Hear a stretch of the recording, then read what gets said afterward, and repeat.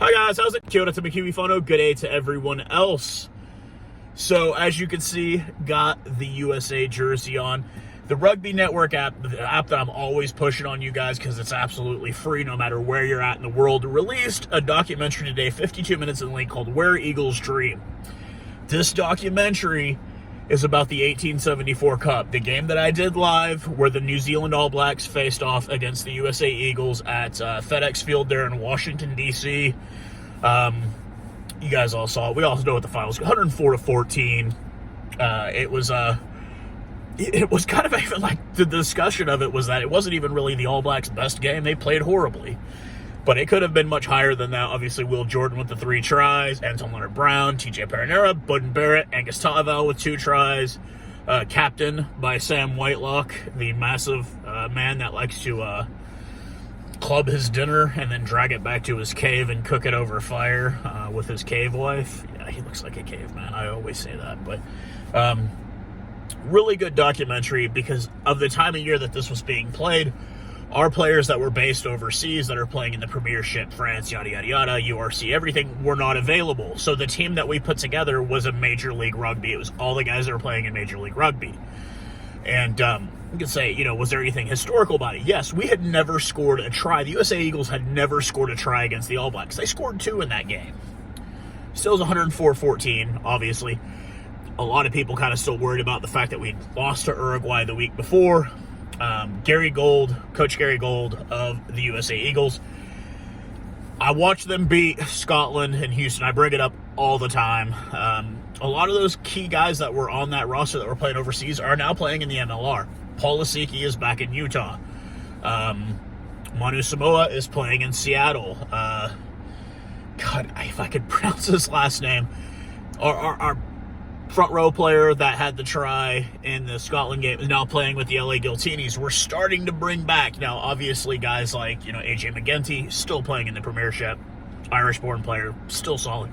Paul Mullen is back playing. He's playing in Utah now.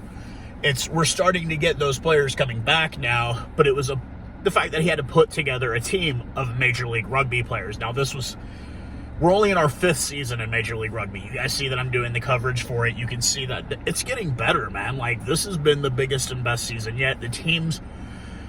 Seattle won the first 2 league championships for Major League Rugby. That team would be winless at this point, or have a few wins, but not many. That's how much better the league is going right now. You look at a guy like Bodin Waka playing for New England. That guy's, to me, the MVP of the league. I know Peterson has more points. But, that guy's he's probably not going to be here next year. He's going to end up signing with a Premiership, or he's going to sign with a bigger, and that's fine, and that's cool, and I like that that's what we have. The coach of the LA Giltinis is now the coach of the Waratahs. I'd like to see it become a springboard for that, we're not going to have that Premiership level, which I'm not keen on, but, Super Rugby or URC, we're not going to have that level for a while. But we do have a good domestic competition, and we do have a lot of talent over here.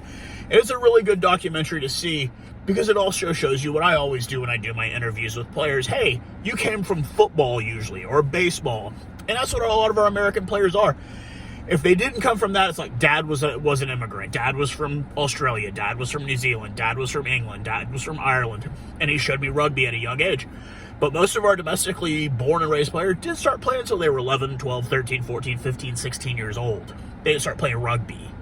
They were playing American football. They were playing baseball. They were playing soccer, football. And it's just a really, really good documentary. It's only 52 minutes in length. Like I said, it's absolutely free to watch. It's really, really cool to kind of see the behind the scenes of that leading up to the game. A lot of our young players, guys that were making their debuts for that game. I know, Chad, you hate the way I say that. Debut. It was their debut. And just kind of looking like Bryce Campbell was our captain, and just kind of looking at the behind the scenes of it. It shows the hotel, it shows the training sessions, working out, hitting the gym, and just a lot of the guys, what they were hoping for and what they wanted to have happen. Like I said, there's no bearings about it. We knew we did not have a chance. Nobody's sitting here saying, hey, we got a chance. No. There's nobody living in a fantasy world. It's like, hey, can we go out and compete? Can we show up? And I know 104-14 seems like we did 14 points when we had never scored a try ever in history against that team. That was us showing up. Now, we've got a while till we get to that level. I mean, the All Blacks, the Springboks, these are the top of the heap, man. And I mean, we're still a tier 2 nation team here, but we're getting there. We're pushing. The MLR is the way to go. We will become a legitimate rugby playing nation with the MLR. It is working. As long as we've got owners knowing that they're not going to make millions doing this at the moment. But like I said, go over and check out the documentary. Let me know what you think in the comments. Like I said, it's only 52 minutes in length. And it's just a good behind the scenes, I mean, I've got a lot of respect for Coach Gary Gold. I think he's a great coach. Granted, this year has been pretty lackluster, losing to Uruguay, losing to Canada. We're gonna have to play Chile in July to get that spot into the World Cup. And obviously I want the United States, but kind of keen on Chile because it would be like first time in history 4 Spanish-speaking teams qualifying for the World Cup, with Spain, Uruguay, Argentina, and Chile if they qualify. That would be like historic in the world of rugby. But I also want the USA because I'm trying to help grow the sport here a bit more. And like I said, just go over and check it out. Let me know what you think in the comments. Absolutely free, the Rugby Network app. You guys, if you don't have it, I don't know what you're doing with your life right now. It's absolutely free, and you can catch all the Major League Rugby action. Game of the week with Japan League 1. In English broadcasting, I think it's usually Aussie commentators there. If you're not too keen on that Aussie accent, you can just turn it on mute. But always, like I said, there's a couple of other documentaries on there. You've got a documentary series about Rugby AG down there in Austin with Coach Sam Harris and what he's building and what he's built. Obviously, Austin will be here in Dallas this weekend.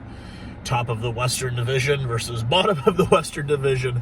Hopefully it won't be too much of a hiding, but I'm kind of thinking that they're not going to...